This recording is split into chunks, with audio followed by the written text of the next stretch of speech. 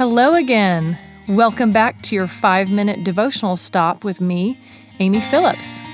I'm on a journey moving from fear to faith, and I hope you'll join me for Just Believe.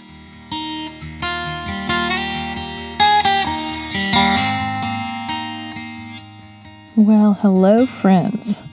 The new year is upon us, and not just a new year, but an entirely new decade is here. And as I'm thinking about next year, I've been writing things down in my notepad every time I think of something I want to dream about for next year. I'm preparing to redo my vision board for the year 2020.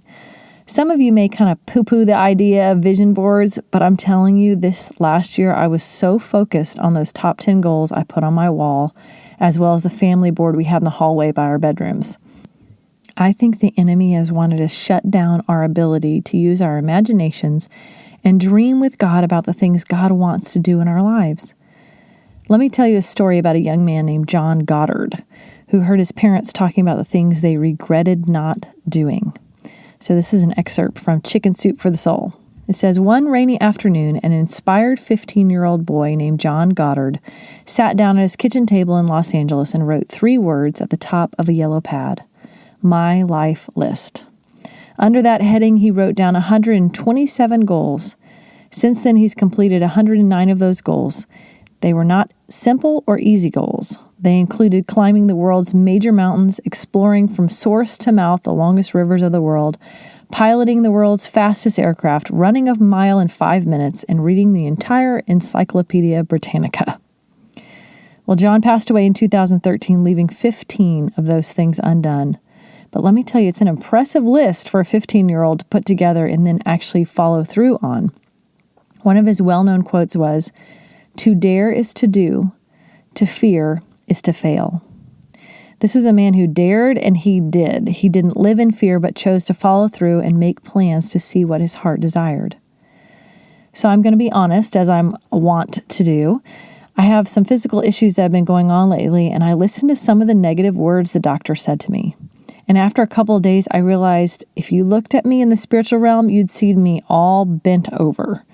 And I recognized that unbelief was creeping on me, and I actually went back and listened to some of my own messages on faith. We have to keep reminding ourselves who we belong to and what He said about us. So I canceled those words from the doctor, I repented of fear and anxiety, and I turned my face to the one who sets us free. The enemy is so sneaky in eroding faith, but I chose and I am choosing today to believe my Father because He's so good. After all, without faith, it's impossible to please Him. Even if everything were to fall apart physically, financially, relationships, I would rather go out in great faith than to be bent over with fear and allowing the enemy to speak words of unbelief in my ear and me agreeing with them. God is who He says He is. So then I went back to my declarations and my vision board for the year, and I declared them with faith. And friends, as we go into 2020, there is a need for us to refocus on what do we want to dream for this year?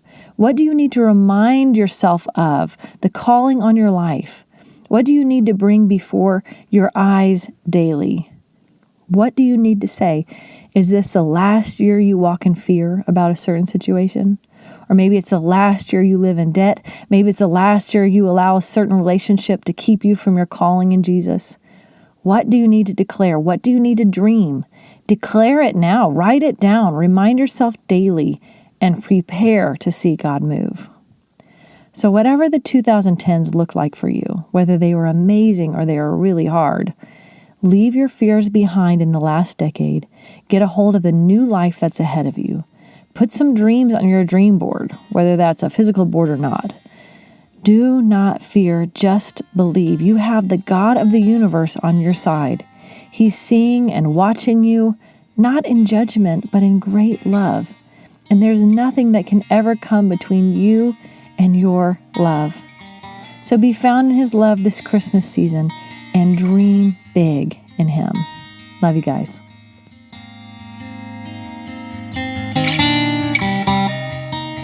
Thanks for joining me today. I hope you feel encouraged and strengthened. If you want to connect with me, you can find me at amybphillips.com. See you next time.